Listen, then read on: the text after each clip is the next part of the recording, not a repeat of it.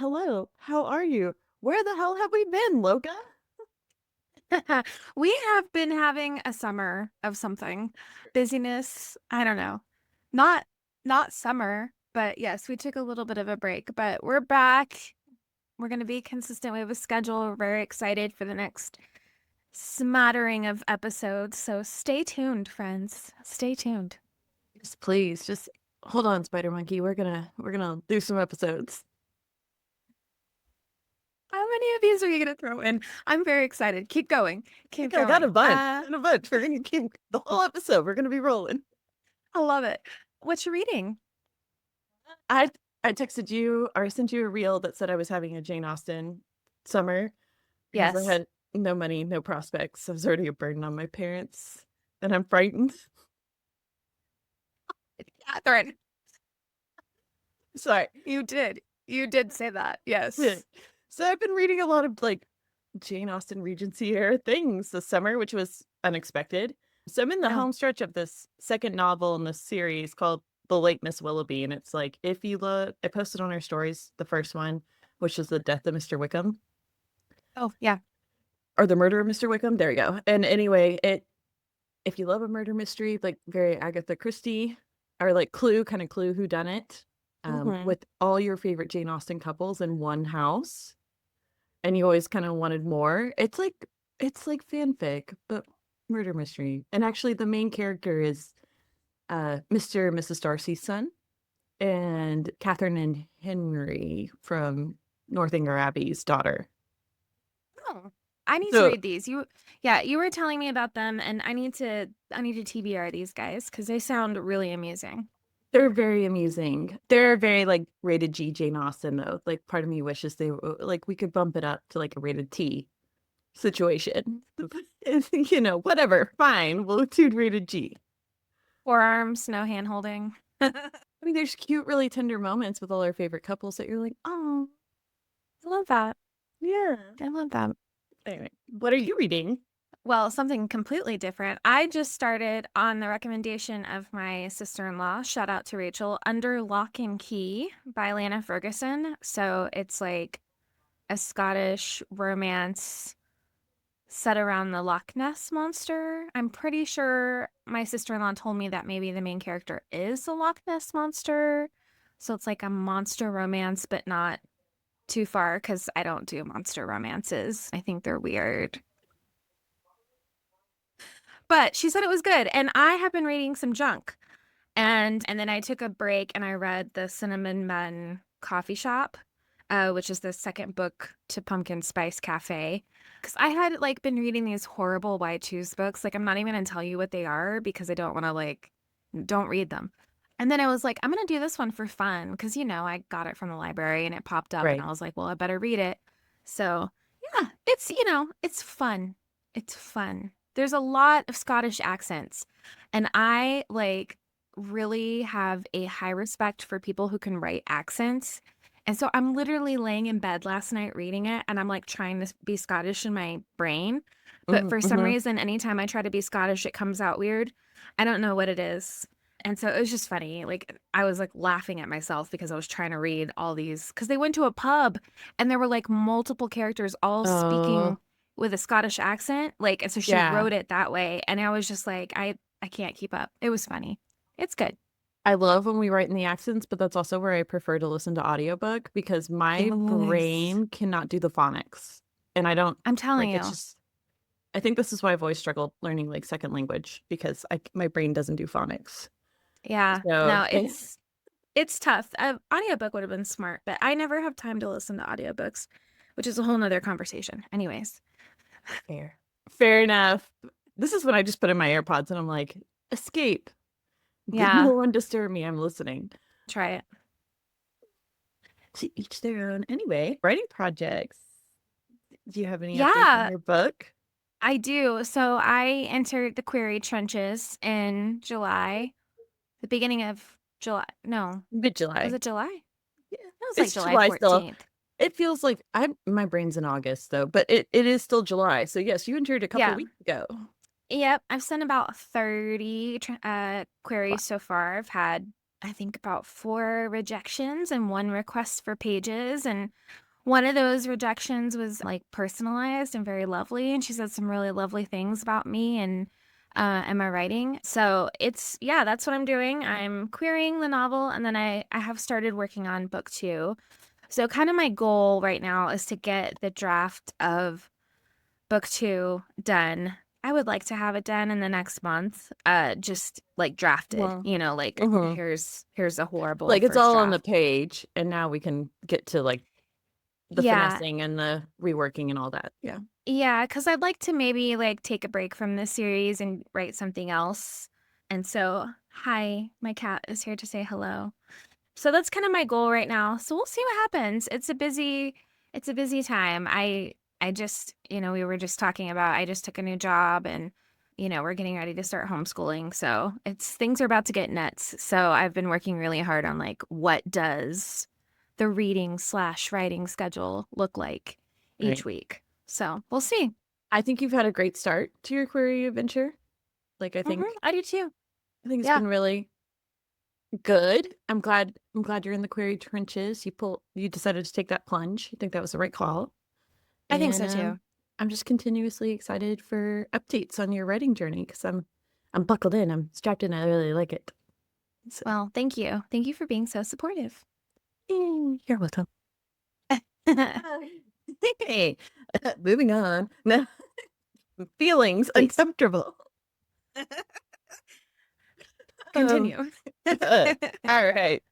Well, diving into our podcast today, our topic of choice. So, part of the reason we picked today, if anyone has been watching press coverage for the Odyssey, which is on our to be podcast recorded, you might have seen Robert Pattinson describing his character Antinius. Yes, Antinius. Yeah. Yeah, we'll go with Um, that. yeah. So he was asked by MTV, like, how fun is it to play a character that everyone's not rooting for? And he's like, it's kind of like Jacob of Twilight. Like, that's who my character is. He has said this multiple times to multiple reporters. I mean, first of all, can I just say, Robert Pattinson is unhinged. He is In the like best living way, his, though. Like, yeah, yeah. I'm loving it. I mean, me too. He's living his best life. He doesn't care what anybody thinks, and he cracks Twilight jokes all the time, and it's hilarious. Like he It was really is. on before they started like the big press tour. Do you remember that other clip we were watching where he was like, "Are you team?" They asked Zendaya if she was team. The Oh, it was for drama. that for the Yeah. drama. They asked Zendaya if she was team Edward or team Jacob, and he goes, "Nobody was team Jacob. That was just marketing." It was Yes. hilarious. It was hilarious. Honestly, like every time these clips pop up in my like Instagram feed, they bring me joy. Right, I'm I kind of want to take inspiration and say the unhinged thing because why not? It's 2026. Say the unhinged thing. As long right. as it's I not love like it. harmful, say the unhinged thing. Yeah. Um, but so speaking of unhinged, we're gonna cover today. We're gonna talk New Moon by Stephenie Meyer and the Twilight Saga series New Moon film. Oh boy, Yeah. Which I watched last night in preparation for this podcast, so it's all very fresh. So I'm yeah. excited to dive into some thoughts.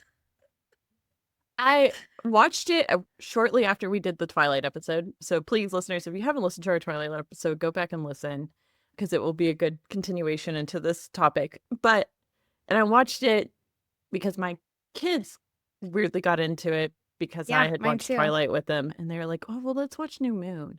So I watched it then and man, wow, what a film. What a film. It's there's a lot to say about it as a film, which is, an interesting thought.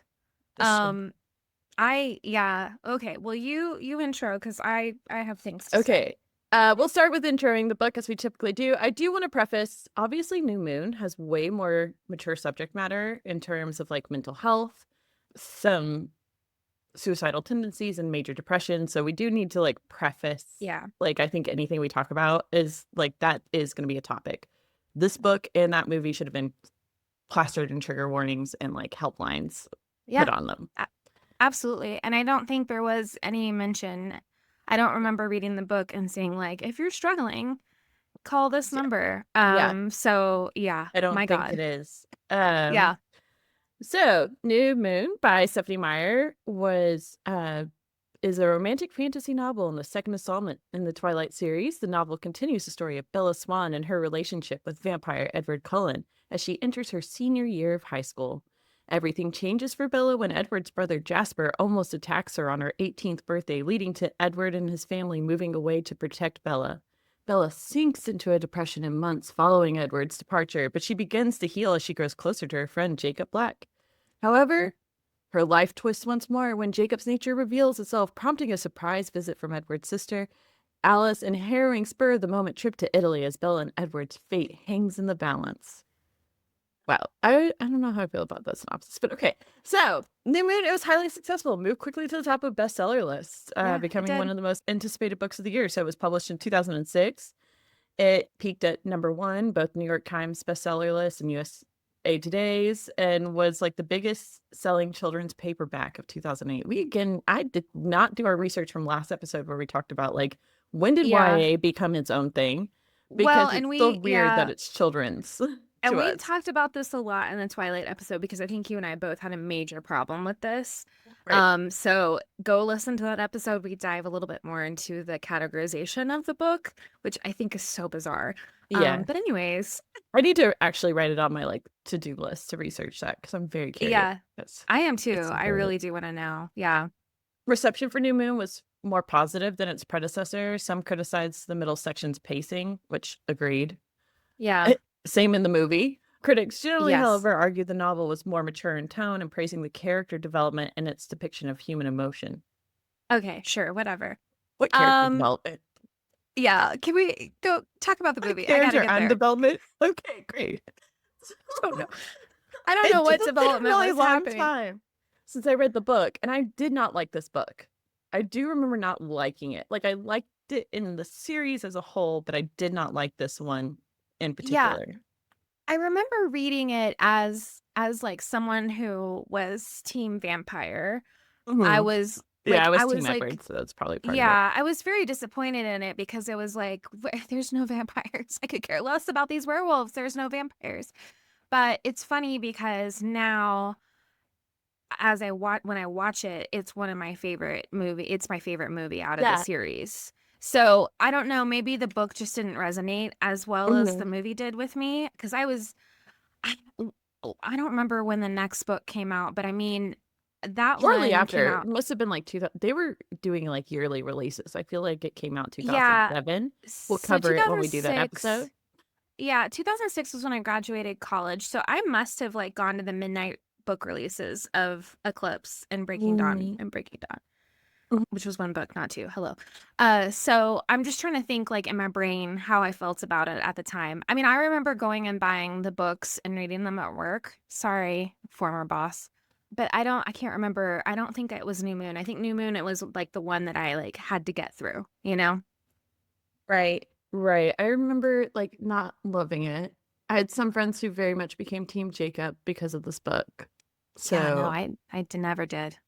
yeah, so let's jump into the movie because I feel like that's gonna be where we can really unpack the behaviors of all our characters. Yeah. Um, so the Twilight Saga, which is 4 films, New Moon was released in 2009. It was directed by Chris Weitz, and the screenplay was done by Melissa Rosenberg, the same person she did all of the Twilight movies. Also, fun fact, Chris Weitz, I like looked up his other films, and his other film was like American Pie. Oh, ew. Okay. That Ah, makes sense. okay. So the film stars Kristen Stewart, Robert Pattinson, and Taylor Lautner as like our three main characters, Bella, Edward, and Jacob. In the film, Bella gets closer with Jacob, who is a werewolf, after Edward leaves her. But when the vampire decides to take a drastic move, she must make a decision between the two. So White's envisioned a warm color palette for the sequel, contrary to the first film. So this is like a very different Yeah. style choice. Like I It will was say, like literally being slapped in the face. Like you go and you see Twilight and you expect it to be one mhm, thing. And then, I mean, we all knew it was going to be different going into it because they had partnered with the director. director. They Yeah, also, Chris. I think, like expanded the budget a bit. Like things were different. Yeah, so, I mean, to me, it was like a completely different film. Like, we Mhm. had entered a whole different world. Yeah, and I will so it was interesting because was when I was writing her script, like the intention, like for the gold tones and the warm look of the he wanted it to be like Italian paintings. And I'm like, Interesting. okay, I kind of see where that like plays into it now, knowing that and looking at it through that lens. But there's like a Yeah. definite like change in the color palette. It's not all blue. We're having like a lot of yellows. We're having a lot of red, especially in that Mhm. Italian scene, like the scene in Italy at the end when it's like all everybody in their red cloaks and it's Yeah. very bright. Yes. Like a very stark contrast to what we had been used to in like Forks. So the movie premiered November 16th, 2009, and it received generally negative reviews from I critics. I was reading this and I was laughing so hard because it received negative reviews, but it grossed $712 712. million. But I think that's not weird anymore. Like, I feel like we have No. critically negative reviews on a lot of films that still gross hugely because of like, and I think this is also what led to like, we're only going to make films with an IP, some kind of IP attached to it. Right. Because we want the built-in fan base. We're going to make money no matter how bad the movie is. Yeah. It did set domestic box office records as the biggest midnight opening in the United States and Canada, grossing just 26.3 million on those alone. I I contributed to that. So, you There know. you go. I definitely did not go see the midnight release of New Moon. So Really? no, What I'm year trying to was think. that? Oh, 2009 I know why. in November. That's deep Catherine lore that we will never. Anyways, keep going. Moving on. So the film also became the widest independent release, playing in 4,024 theaters. So until it was surpassed by Twilight Saga Eclipse. So this little That's crazy. independent movie studio got this major film, and I do appreciate like some investment was made and some changes were done because I do think like these movies were blockbusters and didn't need to be done through the indie lens. Like that just didn't Yeah. work. Like there, sure, we watched the first Twilight movie and we love it for the very interesting stylistic choices. It makes it entertaining and kind of like Right. you have great joy in it. But watching it because it's so entertaining and so iconic. And the New Moon, it's like, oh, at least now like the film itself isn't cringe in terms of how it's presented to you. Now we just have to look at the content itself and its harsh reality. Some fun facts I found out was Taylor Swift asked to be a cameo, wanted a cameo appearance in the film because she was a huge fan of Twilight. But the director said no because it'd be too distracting. That's Um, hilarious. and then in an attempt to keep the role of Jacob, it's I think very widely known that Taylor Lautner had weight trained extensively and gained like 30 pounds of muscle just to keep on the role of Jacob Before because he has yeah, such a physical transformation in the book. before he was even guaranteed, they told him he wasn't coming back. Right. They were gonna recast, and then he was like, "Hold on, hold on." So he did all that on his own. Like that was not studio supported. He did all of Right. that on his own to keep the part. So it was really cool. And I like kudos to him because I think that if they had recast it, it would have been so weird. It was already weird enough Yeah. that they had recast Quill and Embry Yes. because that's who's supposed to be at the beach with Jacob when at La Push in the first movie, but they were just Mhm. some random like local townies that they cast for that. Mhm. And so I always think that's so weird when I watch the first movie. I'm like, these are like some random people and then they recast. So yeah, anyways, I love that Taylor Lautner worked hard for this because I think that we would have had a completely different film if it had been Yeah. somebody else. Well, and I don't think she ever makes an appearance in this film, right? Victoria never makes an appearance officially. Uh, yeah, yeah, she does. She does. Yeah, They'd recast her too, though, right? Or they not don't until the recast her third like lips. movie. Okay, that's right. Not until I the was third like trying movie. to So remember if we saw her or just like yeah, flashes of her. Okay, no, we see her. I that's wrote right. it down about the whole iconic chase scene. Oh yes, It's yes, yes, yes, like yes. cinematic. masterpiece of when they're chasing Victoria. I mean, literally, like, that's the only reason I watched that movie. That Okay. and the part where the camera rotates around her as she's sitting in her Mhm. despair. There's a possibility by Likey Lee. Um, Sorry. again, again, the soundtrack, like we talked about this with the first movie, the soundtrack is so incredible. Like, if there's one thing these movies did correctly, it was the soundtrack. And yeah, but I always love that scene where the camera's rotating around her because in the book, it's literally a page that says October and then you Yes. turn it and then it says November and then you turn it. Yeah, it's really cool. Yeah, I think Anyways. that in terms of the movie was a great like choice, like film choice of how to depict Yeah. the time passing. Yeah. Um, and again, this would have been post Pride and Prejudice because I told you I just watched Pride and Prejudice 2005 with Oh, yes. You my talked kid, about this. and like when Elizabeth Bennet swinging on the or is on the swing spinning, Spinning. yeah, and the seasons are passing. Like, my kid was like, is she having a Bella moment?" She Oh my wrote. God.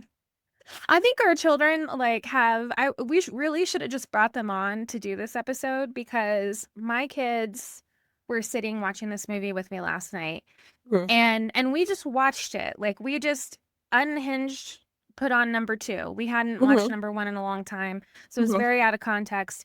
And the whole time we were watching it, my kids were like, "You know who the problem is in this movie?" And I was like, "Jacob, Edward." And they were like, "Mom, it's Bella. She is the biggest red 100%. flag."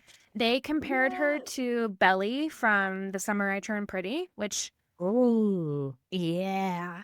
So my teenage daughters, Yeah, that was their same. My assessment. teenagers are also like Bella's the red flag. Also, my kid became much more team Jacob. She was like, he's muy bonita. I don't like guys with long hair, but he's pretty. And then he Well, cuts he his hair doesn't and cut she his gets mad. hair.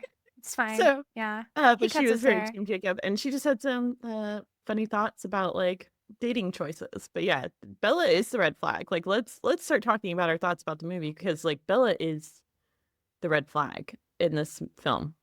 I Actually, they're all red flags. Everyone is toxic. yeah, I guess I didn't realize how terrible the script was. And Oh, I was yeah. watching it last night and I was like, this is awful. Like really just the dialogue's bad. I would, in my like Twilight brain, fan brain from the 2000s, like I know there's cringeworthy moments, especially from the first movie, Monkey Ugh. Man, for the love of God. But I just felt like the script in general for the second movie was very clunky. And it wasn't I don't know. Honestly, I like we were watching the movie last night and the only scene that I felt was well written is when Bella goes to the wolf's house and meets Emily. And I was like, Yeah. this is the only piece of actual natural good dialogue that I've heard in this entire movie. Because I just didn't realize how bad it was. I'm gonna be honest. In my brain, it was lovely. It's It was really not. bad. And I've wondered, like, too, as I was like writing our script and I was thinking about it, like, again, having a new director, a new, like, but then you're also trying to build some continuity off of how the first one was done. And the first one was done with all that, like, restrictive and clunky and like awkward, but like, that's not really who those characters ever were in the book No. either. And so Yeah. now it's like, well, now we have to kind of continue with this like way we've presented these characters, but it doesn't also work for our new stylistic choices. Yeah. And so, yeah, it does feel very like everybody just feels super angsty and like they're holding their breath with every line they deliver. And like, Yes. it's very weird and it just feels like very cringe. And Kristen Stewart, like, I don't understand the direction that was like scream in your sleep all the time. And Yeah. and her overreaction to a lot of things is like, why was that the choice? Yeah. So, Yeah, I think that it was poorly acted on her part, and I think the interesting thing about these movies is I think it pigeonholed her into a type, and I mean, I've yet to see her in another movie that I like. I think she I have was a in a couple. movie She was in a movie about Joan Jett, Yeah. and Dakota Fanning was in it with her. And I think that's probably the last good movie she's done. Ooh, yikes. Who said that? No, I got another I one for you, but I don't remember what it's called. So I'll look it up and I'll send it to you because I was like, oh, she did this very well. And it felt yeah, like I mean, the most natural role I'd ever seen her in. I saw clips of her in that Princess Diana movie, and I was like, that's still Bella. You know what I mean? Like, it was all the mannerisms and the, I don't know. It just, yeah. I will say though, the thing that I love about this series and the thing that I think they did so well, and I said this in the first when we talked about Twilight in that episode, is these are all native actors. They, they were very, it was very important to them that if the wolf pack was going to be portrayed by actual native people. So these are all native actors. In fact, the actor who plays Harry Clearwater, we're going to go deep into the lore here. If you ever watched, oh, I know it's left me. Shoot. It was literally on the tip of my tongue. Oh, dear God. Oh, this is what happens when we Oh, record early, not enough coffee. What?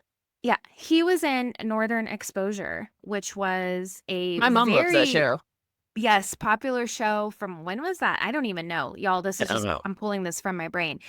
But he became known as kind of like the native actor, original person, actor in the industry. So having him in the film was like a really big deal. Cool. But I love the Wolfpack so much because I feel like they uh, undo the cringe. So Yeah. as the movie is like super cringe and you're like, Bella, I can't take you anymore. And then you get a lovely like group scene with the wolf pack and you're like, okay, you know, We have to because like call all the supporting actors are actually what carry the film because like Charlie literally, grounds it in some sort of reality. So does the wolf pack. yeah, Um, Anna Kendrick, her whole yeah. monologue with Yeah, the Bella. friends are like having a Yeah, life and Bella's just choosing not to participate anymore, you know? yeah, And like Anna Kendrick kind of says like this is excessive and ridiculous. And then yeah, when Bella chooses to endanger herself, she's like, "No, not cool." yeah. Listen, I get it. It's not that Edward just disappeared. He also like erased himself from her life. Like he took away all the photos, all the Right. things. I get it. But, I think Charlie said it best when he was like, this isn't normal. You Right. know, he says to her, Right. like, this behavior is not normal and it's scaring us. And yet she continues the behavior. And then she freaking runs off again Right. without telling Charlie. Like, I don't know. Charlie, like, deserves some kind of special award because they put that man through the worst stuff and Cool. never apologize. There's never Yeah. an apology. She's like, I'm sorry, but I had to save Edward. I'm sorry. It's just, Yeah. I don't know. I don't know, No. man. No, it's terrible. The also like, the thing with so you got Edward who's controlling and he's like, "I'm going to protect you by erasing myself and putting you through so much pain." And he's like, "But that's going to protect you." And then you have Jacob who's like, "I'm going to enable every reckless idea you have Yeah. because I'm going to be the complete opposite and I'm going to be everything you need. And I'll watch you do reckless things from the sidelines and protect you that way." And it's like, "Wait, what?" Like, no. Yeah. You No. you yeah, you put in your notes. I want you to read this thing that you said that was from the cinema therapy episode. Oh, yes. Okay, so I've talked about cinema therapy before because I'm a big fan of theirs, but you please like go watch their like episodes about the Twilight Saga. Actually, just watch any of their episodes because one, sometimes you're gonna feel a lot better about things you watched, or two, you're gonna be like, I'm very this was what I needed. But so the cinema therapy episode, Jonathan, the therapist, he's like, well, the Beatles said all you need is love. You also need maturity. Like Yes. and he's a Yes. real he's trained as a licensed marriage family therapist, so like he is very well versed in this. And it just I think it's very funny because they very much talk about how controlling all the behavior is, but then their subtitles, you have to watch it with subtitles because their subtitles when Edward talks, his name is Sparkles. Didn't know this. And and then well, cinema therapy put this as like their subtitles for their Oh, okay, their okay, okay. podcast. Like they have renamed all the characters. Hilarious. So Edward was Sparkles and Bella was Garbage Person. And Jacob is Wolfie. I was like, I guys, support those. accurate. I was like, honestly, my new name for Edward is Sparkles. I wish Yeah, somebody would have called him that.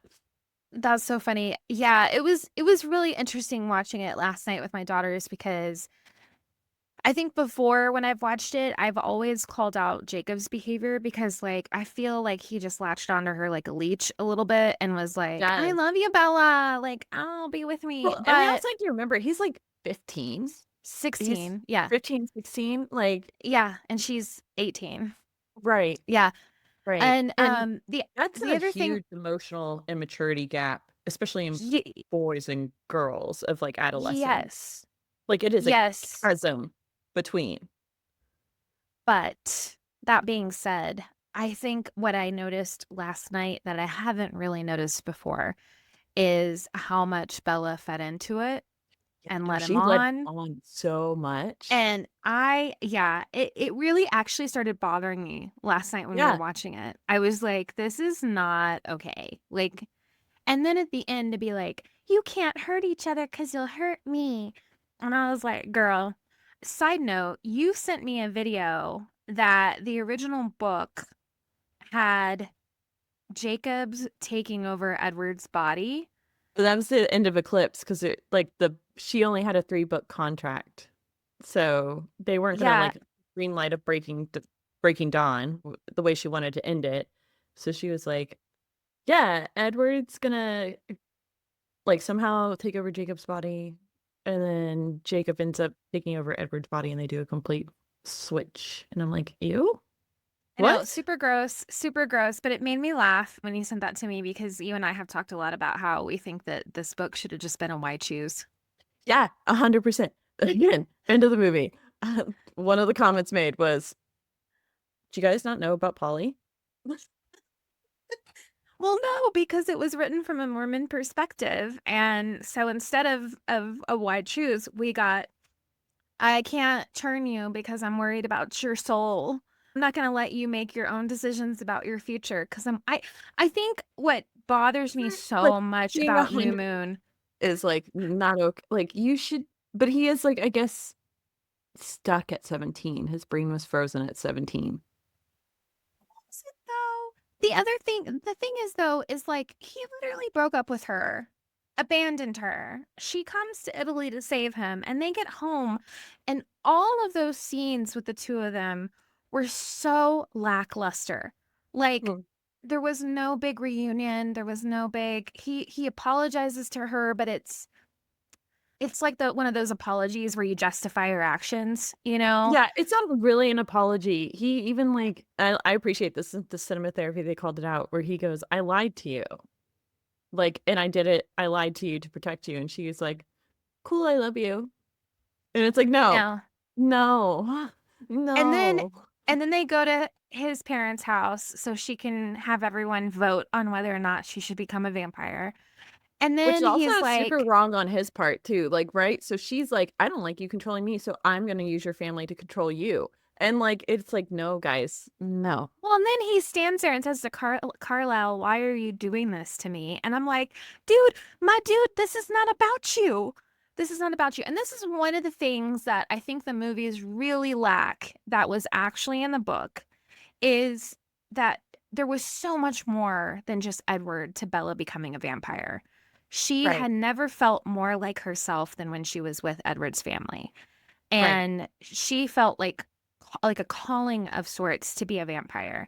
And then and I hate the way the movie framed it so much about her choosing Edward, and it really wasn't Yeah. about that. Now they do say that at some point in the films, I think at the very end of Breaking Dawn, she's talking to Edward and she was like, it was never about a choice. When they finally have a little bit of maturity and they can actually have a conversation that's meaningful. Yeah, because the But problem with your relationship is they cannot talk to each other. So then it's like, literally no, you cannot. can't not be in a relationship if you can't have an honest conversation. I don't understand, honestly, watching it last night, the dynamic. I'm like, I don't understand how you love this person. Y'all don't talk about anything. Like, y'all don't even have anything in common. Y'all aren't sharing music. You're not talking about books you've read. It's literally like, I'm a vampire and you're not. So let's be together. Well, I and then don't like the yeah. next movie, it all starts off framed in the lens of Romeo and Juliet. Like, and let's be honest, that is a very No, toxic love story. So like, that was New Moon, my friend. oh, that was New Moon? Okay. I was like getting Yes. them confused because I should have rewatched it, but I didn't. But yes, like the whole No, framing yeah. of Romeo and Juliet is not, that's not how you need to frame your love life. I know. Well, and Edward even says that. He says at the beginning when they're watching Romeo and Juliet in their classroom, he says Romeo was an idiot. And I'm like, yeah, so are you. I mean, it just, yeah, so toxic. So toxic, Yeah, so it is. cringe. And both of these, both of these men are like telling her, both of these young men, these boys are telling her, like, I'm not good for you. You should stay away. And then I she's don't like, like but that. I love you. I'm gonna lead you on because I can't be alone. And so all of it is just like one really toxic triangle. Yeah. I think the issue that I have a lot with a lot of these high school romances is that we are doing all these big decision, you know, feeling Right. things in high school, you know, again, going back because my children compared her to Belly from The Summer I Turned Pretty. Interesting that the names are similar. Hmm. At No, they least, both are Isabella, right? yeah, Yeah. it's not a fanfic, is it? L Oh my gosh, question? we're gonna have to look this up. I If you doubt that. know, please comment. I know, I'm curious because I'm like thinking about it now. But at least like she goes to college and, goes to And she, Paris. yeah, she kind of figures out her way before making a final commitment. But I've always like really struggled with the age of these characters. Agreed. I think, but again, we talked about this in our Twilight episode. We're going to talk about it here. This was really heavily being pushed, right? Like, I think Mm-hmm. to have everything figured out by 17, like do the high school, like, because we also around this time are having the Notebook. We're having like all these things, all these really toxic love stories. We got to think Walk to about Remember. One Tree Hill that was being a Walk to Remember. We have to even 10 Things I Hate About You. Like, so many Yeah. of these stories are high school romances, and it's like, but you're my person and you're the one. The OC, like, there's so much. Even The Hill, like The Hills and Laguna Beach is Oh being God. framed. Like think about Yeah. everything that was in media, and it was this push of like at 16, 17, you're going to meet the love of your life, and that's going to be it for the rest of your life. And it's so I Yeah. think, and that's also, I would argue, like a really common thing that's pushed in religious culture too, depending on like what your religious culture is. Right. But like, And that definitely comes through in the story. The yes, and religious like undertones. understanding like the Mormon lens this is written in. So Yeah. like her whole like I'm Him gonna save your soul. demanding, yep. Him demanding marriage before he will turn her or sleep with her. There's a lot. There's a lot. I Yeah. would love before we get to the end of this to talk for a minute about some of my favorite characters that we Oh haven't yeah, talked please. about, Like let's which step away is from the toxic part and talk about the things that we do love about this movie because there are some little gems in this movie. holy crap, how the hell did they get Michael Sheen and Jamie Campbell Bower to play the Volturi? Like, Well, can we talk about this for a minute? Oh my God. and they got Dakota Fanning to play Jane. Like, Dakota Fanning to play Jane. which honestly, brilliant casting choice. She was so good in that role. Like how So I good as pictured Jane. Jane, like was perfect. I Uh, love, I love, see, again, we talked about how important the side characters were. And I remember reading the books and just loving the Volturi. Like, I could not wait for them to appear yeah. in the movies. And And that's like so, my when, favorite part of the film is like when yeah, we get to the Volturi Italy part because like that yeah, part is all so well done in my opinion that I'm so like, good. yes. Like the whole and like you actually you actually see how dark this vampire culture and world is. Yeah. Well, and I mean, that's like my favorite thing about Breaking Dawn, because again, I read the Anne Rice books, which is a Mhm. very vast world. There's a lot of different vampire characters. Look, And I think when you originally get into the Twilight books, it's like just the Cullens, and you're like, where are the other vampires? And so I and we always actually love that we open the world. yeah, well, and the Cullens are like the weird ones of the vampire world too. Like they're Yes. the vegetarians, quote unquote, and like they live a very different life than that of like what is typical of a vampire. Yeah. And so like both like you start getting the lore in Eclipse and then breaking down, you get kind of like all the lore of like the vampire world Yep. and introduction.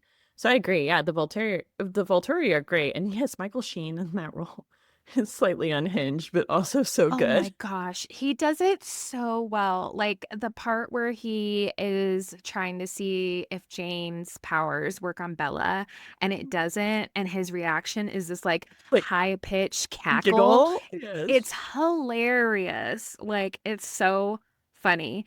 The way he So like yeah.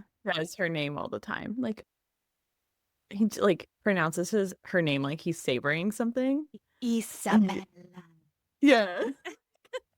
He does. And then I just love so much that Jamie Campbell Bower Mhm. plays like, random vampire. Jamie Campbell Bower is one of my favorite actors who I feel like is not celebrated enough. Like he was in the Mortal Instruments movie, which I still think was incredible, and I'm sad that they didn't make more of those. That cast was packed, by the way. And then, No, it's of course, his most recent was playing Vecna in Stranger Things, and he he also has played Grindelwald in the Deathly that's Hallows right. movies. Yeah. Yes. And now I'm so excited. Like, I mean, my daughter and I have been squealing and like screenshotting stills of him, but he is playing Hellborn in The Rings of Power, who is Galadriel's husband, and I am here for it. Oh my gosh, I'm so excited. So, yeah, it's just it's kind of fascinating like when we think about the movies and how terrible they were. It was it was very desirable for these actors to be a part of it because it was such a huge deal. Yeah. It was a major blockbuster. The At the time we were getting a lot of sagas in. And I think I actually saw like an interview with Jennifer Lawrence because we also have Hunger Games happening around this time too. Uh, Yes. and she said like she was told in her acting career, like, you should say yes to the sagas. Like, you should say yes to these big films because they're gonna, they should really be like a big career launch for you and or like you should do them. And I think that was it. Like we had all these big, if you weren't going to be a part of one, like you needed to jump in on another one because being a part of them was like kind of instilling yourself in like cinema history. Yeah. No, it's very true. I think that is really interesting because when we think about that time, there were a Mhm. lot of yeah, that's Well, and fascinating I because think there this is when was also like Divergent too. Marvel starts taking off. Like this is Yeah. when I think we've had like the first Iron Man at this point, and like so now this Marvel cinema universe is going on. The X-Men series was happening Yep. too at that same time. Like there Hmm. were so many sagas and big like guaranteed work for a Yeah. while. That it was like that's when I think that's where all these actors were like, well, I gotta jump in on this. I gotta get in. Yeah. Um so Yeah. yeah. But I do love like cinematically and like I do agree like some of the way the stylized choices of depicting Italy was so cool that I was like, oh, Well, see, to me that makes the whole movie kind of worth it. Like if I can get to that part, like where yeah. I'm like, this is like a really pleasing to the Yeah. eye storytelling thing It's happening literally here. the halfway point of the movie. Like I paused it right before the scene where Jacob phases in front of her Hmm. and fights the other werewolf, like, fight. Hmm. And then they go to Emily's house. That is when the movie starts getting good. So it's an hour in, people. You have to get through an hour of yuck to get to that. And then it was like it just barrel rolls, right? Then we get Right. the chase The scene, which is still like one of my favorite scenes in any movie because they have the vampire running through the forest, the werewolves chasing her, and they slow it down, they speed it up. They slow it Mhm. down, they speed it up. There's this really great scene where she looks like she's running normal speed and there's an eagle flying over her slow mo, and then it Mhm. speeds up, and that's also the scene where Harry has the heart attack and when Bella's Mhm. about to jump Mhm. into the ocean like an Mhm. idiot because she's dumb. Because it's not all about you, Bella. Come on. No, because she's Anyways, just desperate to see her hallucination again. music is so good. All the music right in that section. But yeah, and that is like really where you see the genius, the cinematic genius of the Mhm. director and his vision for it. Yeah, and I think it's a really good place to leave off too, because that is the last time we will see. I think her name's Rochelle Lefevre Mhm. as Victoria, because she decided she was too good for the movies and left. And they recast her with Bryce Dallas Howard. Bryce Dallas Howard in Eclipse, which is, I cannot wait till we talk about that because she is that entire movie. So, Yeah. Well, we will definitely be covering the Twilight saga continued throughout. Every few podcast episodes we'll pop in and talk about another one. But yeah, it felt like an appropriate way to come back. We were talking back to school. Also, the timing with Robert Pattinson just unhinged. Jacob Twilight comments was had like, oh to. my gosh, we had to We capitalize had on to. that. But also back to school because we're starting, the new moon starts with them going back to school. So, It oh does. gosh, I always try to dress on theme for our podcast, and I couldn't today. I was like, I just have to wear black. Darkness. Dark soul. I'm just dressed as someone who now in her older age sees Twilight for what it was.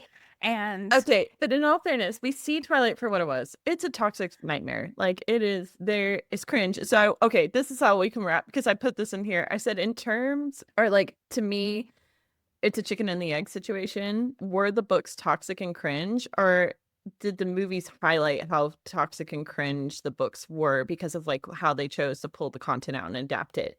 And so like yeah, I don't know really actually what came first. Like I think the books, yes, were toxic and cringe.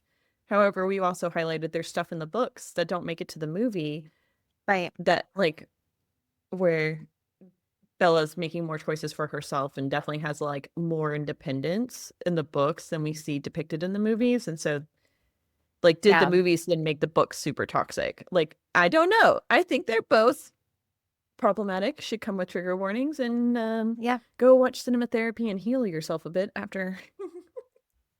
Yeah, we'll definitely link it in the show notes. No, I think that's a really good argument. I have picked up the book and like read a page to remind Yeah. myself. I did that with And Twilight. I didn't do it with New Moon. I should the have. writing's pretty terrible, you guys. I mean, no shade to Stephenie Meyer. I think there could have been some better editing done there, but yeah, I don't know. Interesting. But you know Interesting. what? It's something we can talk about. It's something we can giggle about. Or you can also look Yeah, at it with a critical eye and be like, oh no, I but know. also find joy. I keep laughing because your cat is behind you, and I I know. also have an orange kitty, and I keep looking He at was your orange behind you. kitty and thinking it's my orange kitty. This happened the other day when we did our planning call. Like your cat walked in and I thought it was my cat. And I went to like It's look behind my shoulder and I was like, it's a mind trip. It really is. Oh my sorry. gosh. Thank you everyone so much for listening. We're excited to be back. Like I said, we will be posting consistently. And also be sure to check out our Patreon. We will be announcing our August book club choice, plus putting out a call for TBR recommendations. So be sure to check that out. And I guess we'll see you on the next one. Yeah. Engage with their socials. Love to chat with y'all. Oh, yes. Instagram, please. All right. Now you have to sing something. Of course, that was Everyone in the is first one. toxic. Everyone needs some therapy. Hey, ambitious readers, before you go, be sure to follow us on Instagram at Bookish Ambitions Podcast. And if you haven't joined our Patreon, what are you waiting for? Jump on over. It's where we have our book club and our bonus after the podcast episodes. So be sure to check it out. Thank you so much for supporting our podcast. Be sure to share, like, and review, and we'll be back next week with another episode.